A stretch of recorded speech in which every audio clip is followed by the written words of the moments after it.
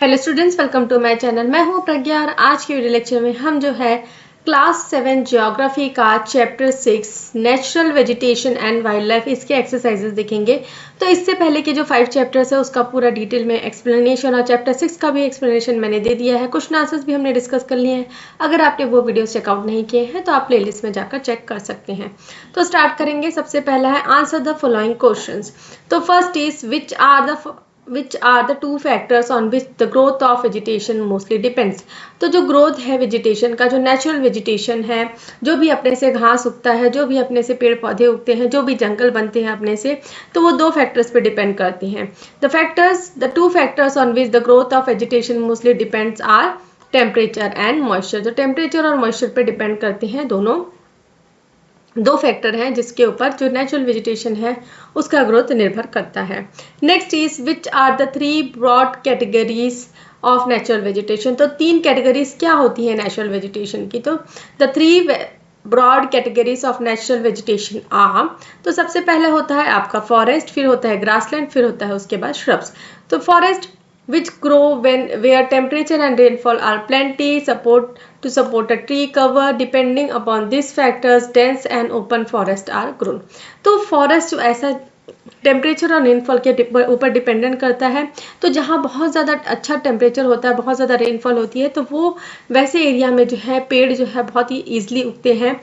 तो depending upon this factor, तो इन factors के ऊपर जहाँ टेम्परेचर ज़्यादा, रेनफॉल ज़्यादा, तो वहाँ जो है जो फॉरेस्ट है वो डेंस होगा, और ओपन फॉरेस्ट होगा। ओपन मतलब उतना डेंस घना फॉरेस्ट नहीं होगा, जो भी टेम्परेचर और रेनफॉल के डिपेंडेंट के ऊपर। जैसे टेम्परेचर कम है और रेनफॉल भी उतनी ज़्यादा नहीं है, तो वहाँ पे जो डेसिडियस फॉरेस्ट जो हमने डिस्कस किया था, है ना, जो एकदम ज़्यादा घना नहीं होता, उस तरीके के फॉरेस्ट होते हैं।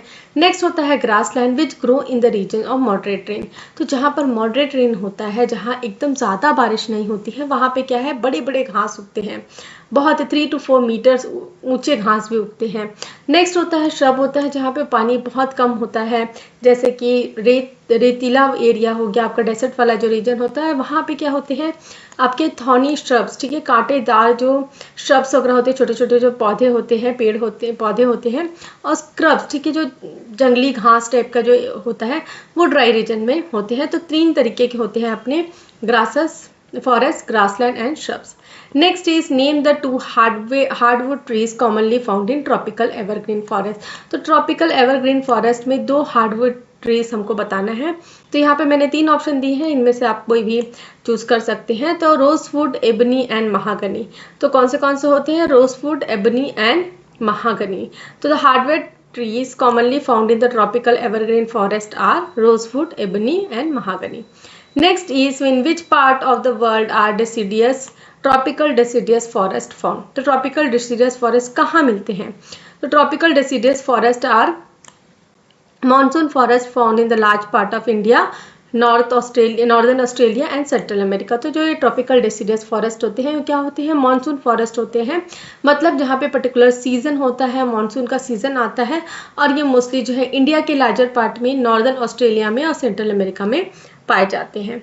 Next is in which climatic condition are citrus fruit cultivator. तो हमने देखा था चैप्टर में कि ऐसे लोकेशन, ठीक है, जहाँ पे हॉट और ड्राई समर होता है और माइल्ड रेनी विंटर्स होते हैं, वहाँ पे सिट्रस फ्रूट्स जो है उनका कल्टिवेशन किया जाता है। तो सिट्रस फ्रूट मतलब खट्टे फ्रूट, इसमें आपके आ जाते हैं ऑरेंजेस, आ जाते हैं ऑलिव, आ जाते हैं ग्रेप्स, आ जाते हैं। Next is mention the use of coniferous forest. तो कॉनिफरस फॉरेस्ट का यूज क्या है। So the use of coniferous forest are, मतलब कॉनिफरस फॉरेस्ट का यूज मतलब उनमें जो हमको पेड़ उगते हैं उनका क्या यूज होता है।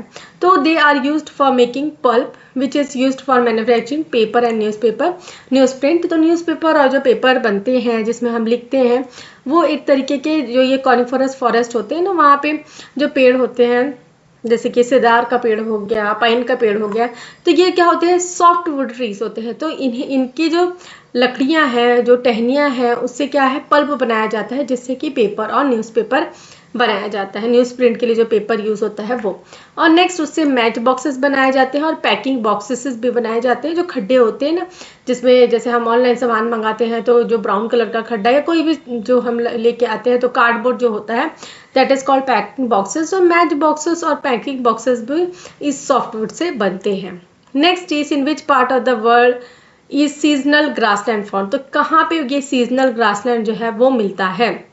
So seasonal grassland are found in the tropical and temperate region of the world। तो seasonal grassland हमको कहाँ मिलेगा, ट्रॉपिकल और temperate region of the world में। तो पहला है आपका है ट्रॉपिकल ग्रासलैंड, ठीक है, जिसे क्या कहा जाता है, सवाना कहा जाता है। तो कहाँ कहाँ मिलता है, अफ्रीका में जो है, केनिया, तंजानिया में, साउथ अमेरिका में, ब्राज़ील में, इसे क्या कहा जाता है, काम्पोस एंड लानोस, और ऑस्ट्रेलिया में मिलता है।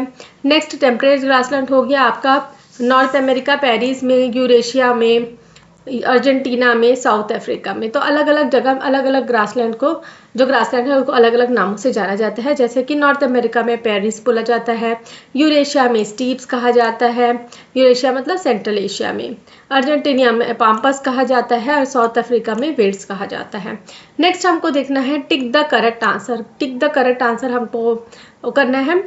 तो इसमें है आपका mosses and lichens are found in. तो मोसेस और लिचन्स कहाँ पे फाउंड होते हैं, जो टुंड्रा रीजन है, जो ठंडा रीजन है, वहाँ पे हमको ये पाए जाते हैं। Next is thorny bushes are found in. Thorny bushes कहाँ मिलते हैं हमको, जो ड्राई और हॉट डेसर्टिक क्लाइमेट वाला जो रीजन होता है वहाँ पे।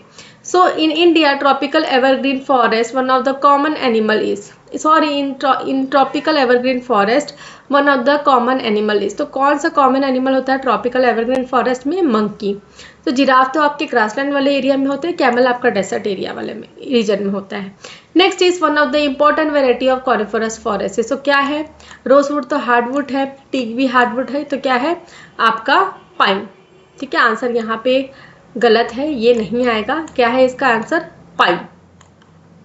Next is steep grassland is found. तो अभी हमने देखा स्टीप ग्रासलैंड कहाँ पाया जाता है, यूरेशिया मतलब सेंट्रल एशिया में। Next is match the following. हमको मैच द फॉलोइंग देखना है, हमको ऑप्शंस दिए हुए हैं और उनमें से हमको बताना है कौन से ऑप्शन सही हैं। तो वॉलरस क्या है आपका, एक पोलर एनिमल है। सडार क्या है, एक सॉफ्टवुड ट्री है। ऑलिव क्या है आपका, एक सिट्रस फ्रूट है जो मेडिटेरियन रीजन में पाया जाता है। एलिफेंट्स क्या है, एक ट्रॉपिकल डिसिडियस फॉरेस्ट का एक जानवर है।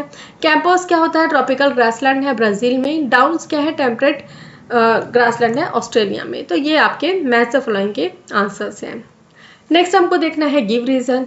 The animal in polar region have thick fur and thick skin. तो क्यों होता है उनके पास थिक फर और थिक स्किन, ताकि वो अपने आप को ठंड से बचा सके, to protect themselves from the cold climatic condition. The animal in the polar region have thick fur and thick skin to protect themselves from the cold climatic condition. Next is tropical deciduous tree shed their leaves in the dry season. क्यों, ताकि जो पानी जो है वो अपने, जो पेड़ है वो अपने जो लीव्स है उसे ट्रांसपिरेशन का जो प्रोसेस है उसको रोक सके।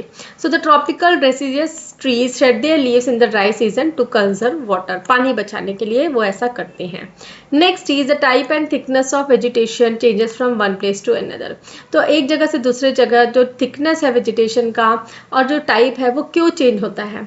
तो the type and thickness of vegetation changes from place to place because of the change in climatic condition. जैसे कि हमने देखा था चैप्टर में, टेम्परेचर के ऊपर बहुत ज़्यादा डिपेंडेंट होता है, कि जो टेम्परेचर और मॉइस्चर है उसके ऊपर बहुत डिपेंडेंट होता है। तो growth of vegetation depend on temperature और and moisture and it also depends on the factors like slope and thickness of the soil. तो इसलिए ये चारों फैक्टर्स मिला के, टेम्परेचर, सॉइल और स्लोप और थिकनेस जो है सॉइल का, इसको मिला के जो है वेजिटेशन कहीं का भी है वो डिपेंडेंट होता है, वो उसमें फ़र्क आता है।